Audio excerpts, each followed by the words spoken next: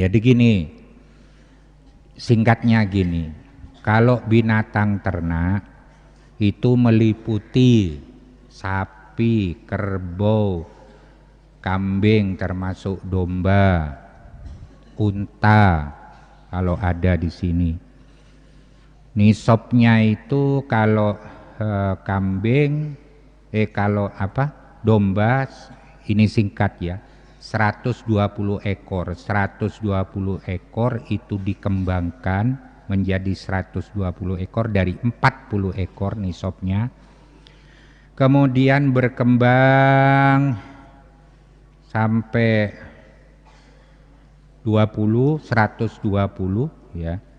Kemudian dimiliki sampai 1 tahun dengan milik penuh. Kalau menurut fikih dasar di situ tidak ada campuran dengan hutang, artinya keuntungannya itu tidak dipotong hutang. Beda kalau cicilan ya, artinya hutang dalam operasionalnya. Maka hasil bersihnya dari 120 ekor domba itu zakatnya 1 ekor umur 1 tahun.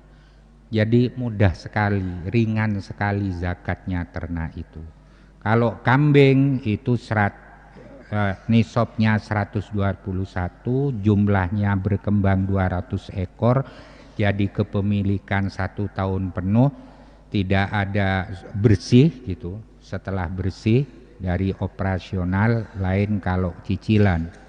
Kemudian di situ tidak ada kongsi, dia memiliki penuh, bukan bermitra dengan orang lain, maka zakatnya 1 ekor kambing coba setahun. Memang berkurang dari keuntungan, tapi itu udah bersih hartanya, akan berkembang karena sudah dilaksanakan kewajibannya. Kelihatannya berkurang, keuntungannya yang insya Allah karena berkat zakat dia akan berkembang. Demikian juga harus setahun, yaitu emas perak nagdan, emas dan perak. Nisabnya itu kalau emas itu 80 gram ya, bukan kilo ya, 85 gram emas. Kalau perak itu 595 gram kalau bahasa sekarang, 595 gram. Itu nisabnya, dimiliki 1 tahun.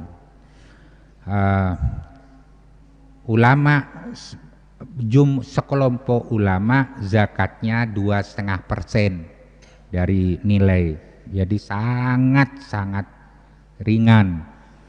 Kemudian sudah itu nagdain. Kalau tijaroh sudah maklum 2,5%. Tijaroh maksudnya dia mempunyai usaha, kemudian dari keuntungan usaha dari hasil investasi tadi selama 1 tahun ada keuntungan, maka zakatnya 2,5%.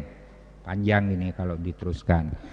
Wahia sudah begitu juga dengan tumbuh-tumbuhan yang muasyarot tadi. Contoh gini aja, misalnya nanam padi ya, 1 hektar padi ini airnya pakai ongkos, misalnya pakai irigasi.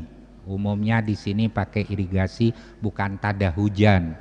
Maka zakatnya kalau irigasi itu 5%. Jadi misalnya dapat 2,5 ton gitu, maka zakatnya 1,2 kintal, 1,2 kintal setelah dipotong begini ya, misalnya 2,5 ton dipotong operasional 1 kintal, tinggal 2,4, zakatnya 1,2 kuintal dari 2,5 ton.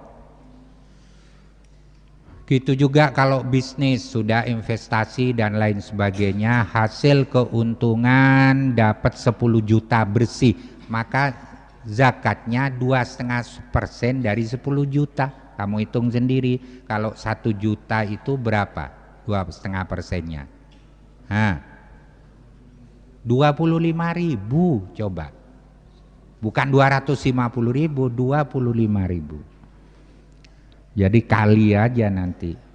Jadi sangat sedikit zakat itu sebenarnya. Cuman karena di sini ada iblis CS sehingga orang tidak mau mempelajari dan dianggapnya zakat itu memberatkan. Padahal itu berkah. Mungkin harta yang tidak dizakati itu sepertinya keuntungan akhir tahun ketika tutup buku meningkat. Tapi karena tidak zakat dan dia wajib bahwa zakat itu rukun Islam, ya keberkahannya tidak ada. Mungkin dia merasa untung, tapi begitu mati hartanya sudah nggak ada. Dalam hitungan bulan sudah dijualin sama anak-anaknya, tidak berkah, semuanya serba kekurangan gitu. Dan itu banyak sekali yang seperti itu.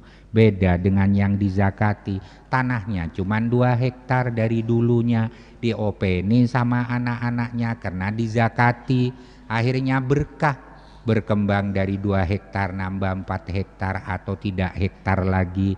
Tapi dari hektar itu kemudian dia investasi di bidang lain, berkembanglah hartanya gitu. Wahia sudah seperti itu. Kemudian ma'dan, di sini juga ada ma'dan, maksudnya tambang ya, ma'dan. Tembaga, emas, perak dan lain sebagainya, itu ma'dan. Itu sepakat 2,5%. Kalau rikas, kalau barang temuan, jadi ada temuan harta peninggalan orang dahulu, saya tidak bicara undang-undang loh ya. Kalau di Indonesia aja undang-undangnya sendiri dan kita harus mematuhi, karena memutuskan hukum harus sesuai dengan ilat dan tempatnya. Kita memutuskan hukum ada ilatnya, tempatnya, ada hukum yang berlaku di NKRI, maka itu yang dipakai kalau itu menyangkut orang banyak atau kepentingan negara. Tetapi ini berbicara fikih murni.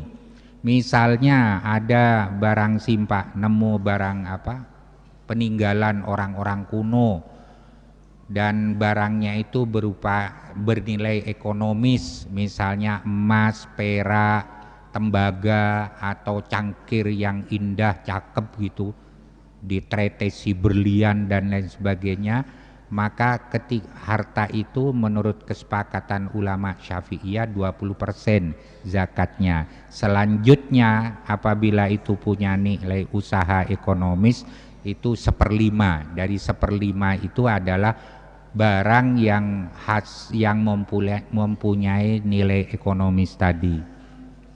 Itu zakat. Intinya itu sudah tinggal. Kalau ada persoalan kasus lain, kasualistis, tinggal mengkiaskan saja.